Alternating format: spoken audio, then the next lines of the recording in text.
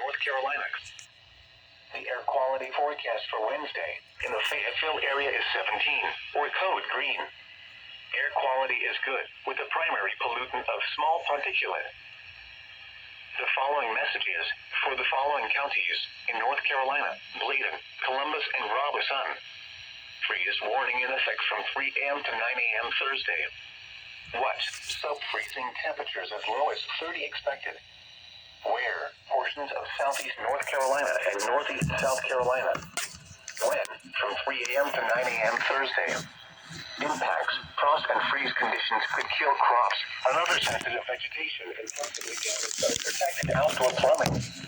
Take steps now to protect tender plants from the cold. Repeating, a freeze warning has been issued from 3 a.m. Thursday until 9 a.m. Thursday for the following counties in North Carolina: Bladen, Columbus, and Robeson. Here are the 6 a.m. observations in Lumber.